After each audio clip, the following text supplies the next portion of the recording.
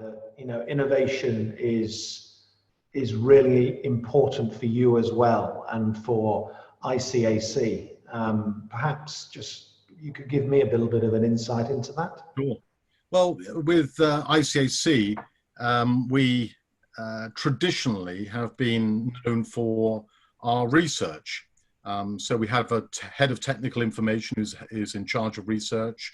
We have regional research seminars and areas.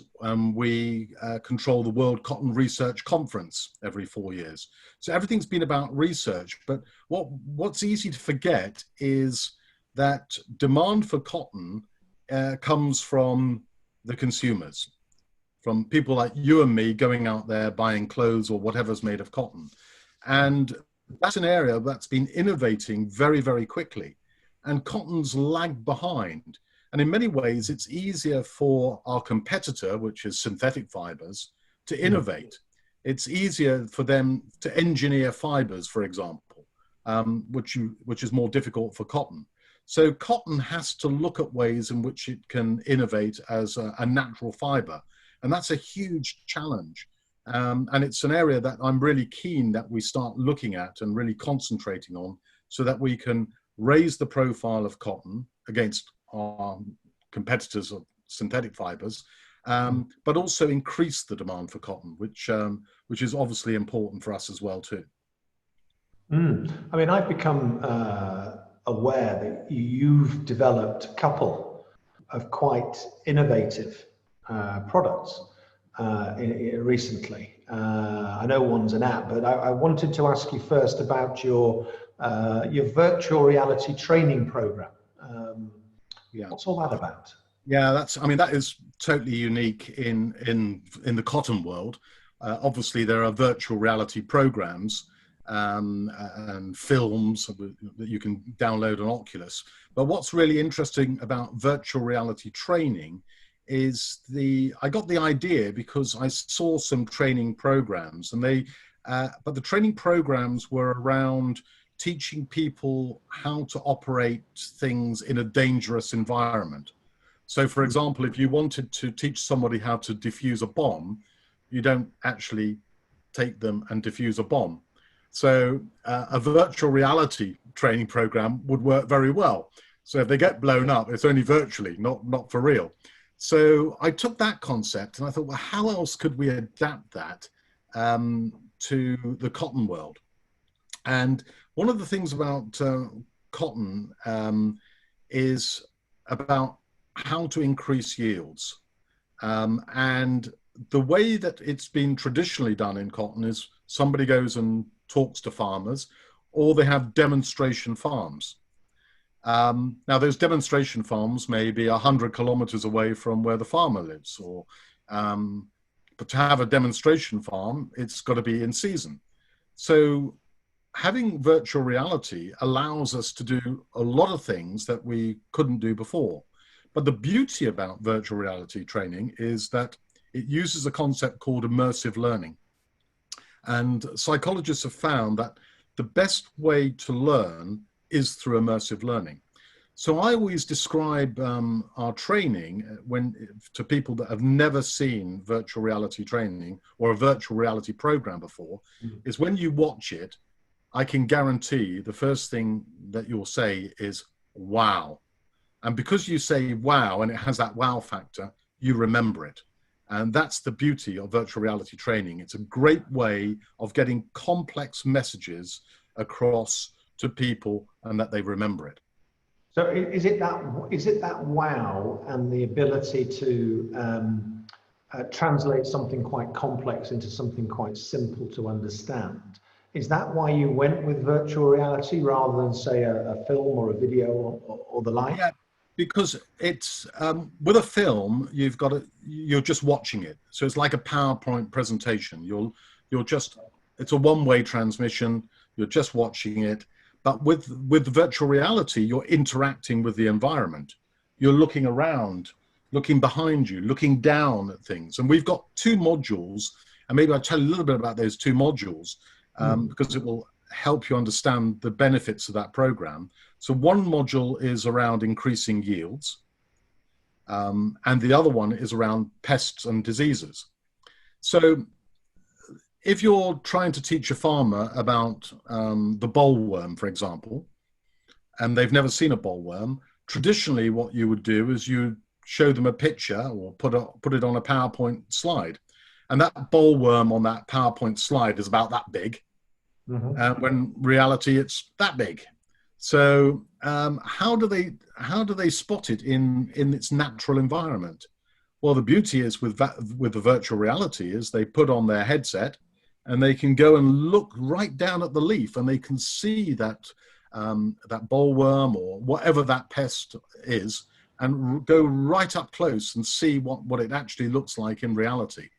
And more importantly, they'll be able to distinguish between beneficial bugs and pests. So again, it's putting the person in the environment that they're going to see the pests, the bugs themselves. So they'll know what it looks like. With the increasing yields, as I said, you normally would have to have a demonstration farm. So you would have to bring that farmer back when the season started and show them at different times the stages. So you'd have to bring them back maybe 3, 4, 5 times. With the virtual reality program, you can have all those stages at the same time. And it doesn't matter whether you show that, that program in December or June, or whether it's raining, or you show it to them in their village, or in a classroom in the city. It can be anywhere at any time. And again, that's the beauty of that, of virtual reality. It's so adaptable and flexible. Anywhere, interesting. I know a lot of your work involves providing assistance to some of the least developed countries in the world, places in Africa, for example. You know, how can a smallholder farmer access such an expensive technology like virtual reality? It's interesting that, because the expense is in making it, is making the virtual reality film. Right. And the actual looking at it can be very, very cheap. So you can buy these little, I don't know if you've seen them, like cardboard boxes that you put your smartphone inside, yeah, and then put it on your head. Well, they cost $3. So it's accessible. Now you could go up market and buy an Oculus at $500. Yeah.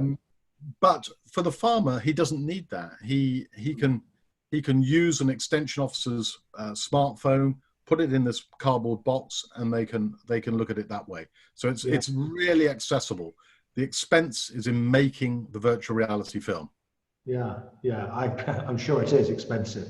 And I have seen those cardboard devices that you put onto your phone, and they do work extremely well. The quality of content on smart device screens now is excellent, almost HD quality. So I can see how that would work. That's clever.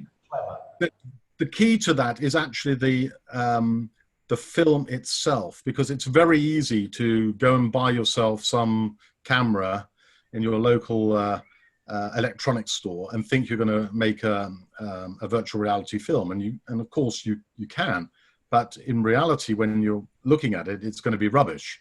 So you need to have a highly professional film made, and that's the real key, and that's where the expense comes in, unfortunately. So for us, when we're producing this virtual reality film for both those modules, we actually have a professional TV crew and a director who are doing that for us. In fact, the cameraman is an award-winning cameraman. So we know that the quality of the film they're producing is the best that we possibly can buy. And in addition, for some of the technology that they've been using, they have innovated to get in really close to these bugs. So they've been using technology, they've been adapting technology to do this, that's not been around in the film industry. So we have been innovating even in actually producing the film. Oh, excellent. And so what other aspects of virtual reality is useful, do you think, for the cotton industry? Well, apart from these sort of aspects where you're bringing it to a farmer, we could, for example, use virtual reality technology in a different way. So another way that we could use it is to have a virtual reality laboratory, for example. So a lot of researchers, especially in areas like Africa, won't have access to a lot of the equipment that a well-equipped modern laboratory will have. So they won't know what's out there. They won't know what they could do. They won't know what machinery can do. So this would be another opportunity to have a virtual laboratory, not a real one, but like a cartoon one. I call it a cartoon one, but CGI one, where they can wander around from apparatus to apparatus and actually operate it and see what that piece of apparatus can do. So you can use it for learning in that respect. Interesting. Sorry, I interrupted. No, go on. I was going to suggest actually just talking a little bit now about your app. There are apps for everything these days, and yours is is the ICAC Soil and Plant Heal app. Health app. Yeah, who's it for? How does it do what it does? It sounds very interesting. Yeah, well, as you say, everyone has an app, and on my phone I must have about 100 apps. And so if you're going to have an app, it's got to be different. It can't be like anyone else's. And our app is a soil and plant health app, and it does a lot of things at the moment, and we've got plans to do a lot more things. But the real key point about this app is it is interactive and diagnostic. So if we take that interactive element first, how can an app be interactive with an illiterate farmer, say in Chad? It has to talk to them. And not only does it have to talk to them, it possibly has to talk to them in their own dialect. So the app, we're constructing the app so it will do exactly that. The farmer doesn't have to read anything. He just needs to talk, and the app talks back to him. Brilliant. So this is most probably the first time that information is going to be made readily accessible to somebody who can't read. So it's brilliant, yeah. And that diagnostic element of it, again, is different, because a lot of apps that you see around in the cotton world are really just they're a portal to a library. So you have a problem, you access the app, you put in bollworm, and it takes you to a PDF on bollworm. Now, our app will have that. It will still have that, because the app is not just for farmers who can't read, it's for everyone. So it may be for researchers as well. So there will still be that scientific information in the background in PDFs. But imagine that you're an illiterate farmer and you want to know about the bollworm. You ask a question, and it takes you through to the bollworm. Or perhaps you have a problem with your plant. So your plant, the leaves are yellowing and you don't know why. So again, you say you've got yellowing leaves, and the app will take you through this diagnostic process, asking you questions, and will tell you what's wrong, and may tell you at the end, well, you're deficient in this sort of nutrient and you need to add that into the soil in such and such a quantity. Wow. So those are the two things that really make that app unique at the moment. And we've got some plans for other things which will make it, I wouldn't say unique, but it's using technology that's out there and applying it to this app to make this app even better. Now, one other aspect about the app where it really helps the farmers is around planting. So if a farmer gets the planting wrong, he can get the whole crop wrong. So the planting depends very much on rain and the weather. Mm-hmm. So the app is linked into weather forecasting stations, and it works on a thing called heat units. So it does two things. So by linking into a weather station, it knows what the weather's going to be like, so is able to tell the farmer this is the best time to plant, because it knows where the farmer is through GPS. It knows, and because when the farmer plants, and because it knows where the farmer is, it knows where what the soil types are. It can then monitor the growth of that plant. So it then monitors the weather and uses heat units and can predict what the height of that plant, the growth of that plant should be at various stages. So if, for example, the app is predicting that your plant is 1 meter tall and it's only half a meter tall, then we go through that diagnostic process again to find out why it's only half a meter tall and not 1 meter tall. Okay. So, okay. Wow. that is magic. And talking about information, Mark, imagine what you can do with that information, because what we're doing is collecting information on climate. So right. This is really important. Information is power, as I'm sure you would say that as well. But it means I completely agree with you. Yes. Yeah. Monitoring. I mean, you've packed a lot into this app already, helping people to grow more and grow better cotton. What about, do you have future development plans for the app? Well, so we're at what we call the alpha stage now, so which is the basic app. We're now trying to get funding for the next stages, but an interesting element of the next stage is using AI, artificial intelligence. So a good application of that is a farmer sees a bug, doesn't know what it is. You can't remember the training he had on the virtual reality, which I know is pretty slim because it's immersive learning. But he gets his phone, or he gets the extension officer to take a picture. That immediately then will tell him through artificial intelligence what that bug is and what he needs to do. Does he?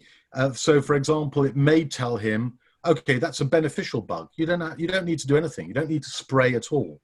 Or if it's not a beneficial bug, it might tell him, okay, I want you to count how many bugs there are in a certain area. Because that might be the difference between managing it as it is, or actually spraying something and you have a cost in buying pesticides, etc. Wow, clever, very clever. Fascinating stuff, and all of it extremely innovative. It seems these days you can't have a conversation with anybody without mentioning COVID. And I just wondered whether, as a result of COVID, or how COVID has affected ICAC, and whether you're exploring some new ideas and maybe doing things differently in the future. Yeah, well, as we mentioned earlier, I think we're using technology that's out there already, and perhaps using it in a different way. But the bottom line is, we're not going to go back to normal. There is going to be a new way of doing things.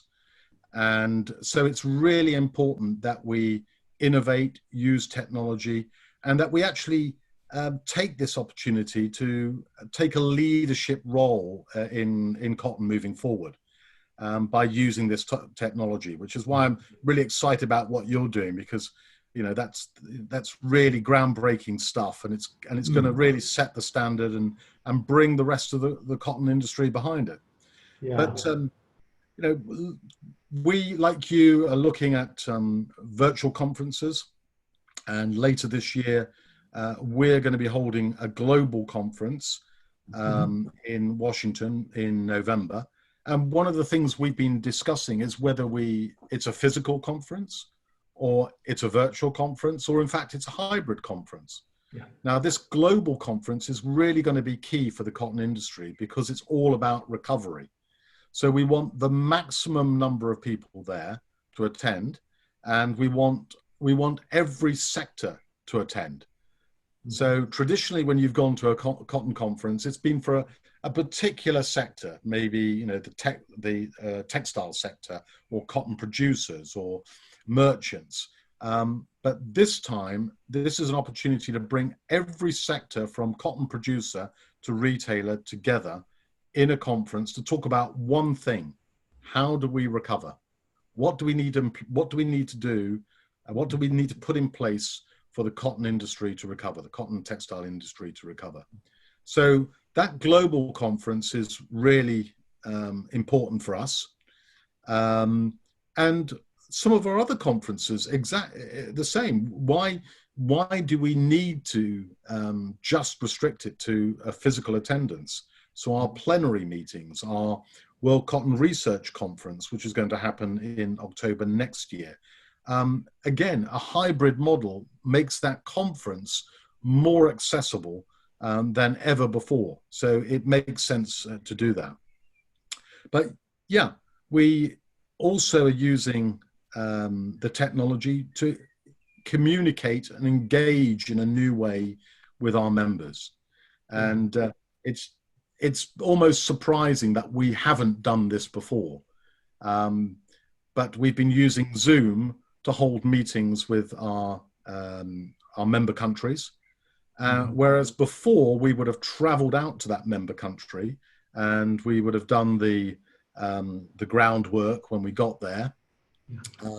Now we don't need to do that. Now we can do all the brainstorming and the groundwork before we actually go and present solutions on the trip, as opposed to coming back having done the learning and think, well, what can we do? What can we put in place? So it's making us more efficient. It's making us connect in a different way. It's made us give information in a different way, which again is really important for us. We are known as an organization for our information. So how do we get that information out to as many people as possible? So COVID-19 actually has been a unique opportunity for us to take a leadership role and really engage with as many people as possible. I read somewhere a quote. I can't remember the guy's name, but he was a Russian Nobel Prize winner. And it went something like that uncertainty is actually the key thing to drive creativity and thinking. And I think the terrible uncertainty of this awful virus has led to an enormous amount of creativity and innovation in businesses. And things will be different. And I agree absolutely with you, Kai. I think hybrid is going to be the new normal, whether it's hybrid working environments and working from home, whether it's hybrid events. I think definitely for the near future, live, a combination of live and online. And in all of that, it presents tremendous opportunity to deliver some really, really useful information in a way that actually people would welcome. And I wish you every success with what you're doing, and look forward to my invitation to your conference in November. Well, if you come physically, of course, I'll buy you a beer. Otherwise, we'll just have to share a virtual one. Yes, but I think I would leave by just underlining the importance of innovation to any company and any organization. If you're not innovating, you're going to die. It's really as simple as that.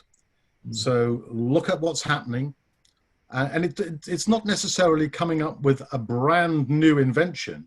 It's about using things that are there in a different way. But you need to encourage your staff, everyone around you, to think of doing things in a different way, to come up with ideas and not to push back on those ideas, to try them and not worry if those ideas don't work. Because the innovation culture will be the difference between whether you're here in 10 years' time or not. Mark, thanks very much indeed for joining me. Thank you. It's been really enjoyable. I look forward to virtually going around your trade event. You'll be most welcome. And I look forward to meeting up with you in the not too distant future. Thanks. I hope so. Okay, take care. Bye-bye.